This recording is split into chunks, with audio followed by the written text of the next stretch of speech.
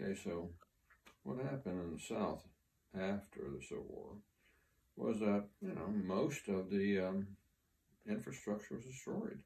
Bridges were gone, houses were burnt down, railroads were torn up, and all the money was gone because the South had invested all its money in slaves, and those slaves were gone. So essentially, there was no money in the South. And they had an enormous refugee crisis. So what happened was that with no money, there was no way for them to buy seed for crops or anything like that. And the end result was that ex-slaves and poor whites would get land, it's called sharecropping, and they would essentially rent land from a plantation owner, and then instead of paying rent because there was no cash, they would just share the crop. And some of the agreements were actually fairly complex. But the plantation owner wouldn't happen to have a lot of money either. So the plantation owner would borrow seed and tools, instruments, fencing, what have you, from the local store. The local store couldn't buy that stuff, so they had to borrow seeds and tools and fencing and all that stuff from a warehouse.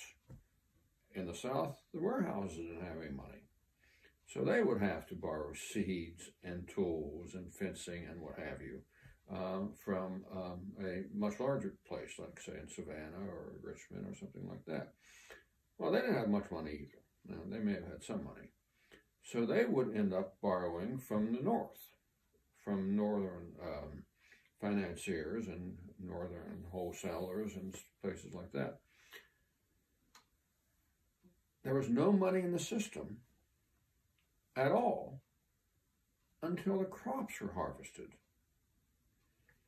And so then then you'd sell your cotton or your corn or your hogs or whatever, and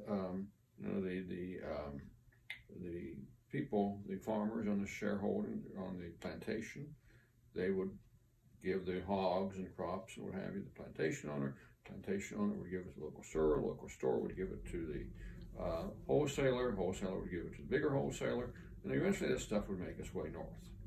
Okay, and everything would get canceled out. But if there was a bad harvest, everything got canceled out, because then the northern banks would lose all their money, or at least the money they had invested in the South. And so then the economy would crash, because the northern banks then couldn't finance things that were happening in the Midwest. They couldn't finance railroads in the Northeast. They couldn't send miners out to the West. They couldn't. The country would be paralyzed because the South didn't have any money. And the end result was there was a cycle in which, when it worked, it worked. The money would flow out in the spring and flow back in the fall. And as long as that worked, everything was okay.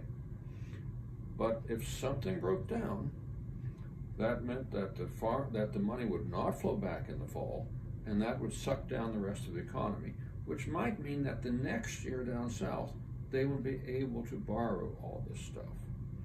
And so that's what really drove the South into poverty. The destruction of the Civil War meant that they simply didn't have enough money to conduct regular business. And they come up with this complex, it's called sharecropping, it's also called a crop lien system. There were different systems in which people borrowed stuff. In fact, they had to borrow stuff because they didn't have any money. And everybody up the line had to borrow. And if the crops came in, all well and good.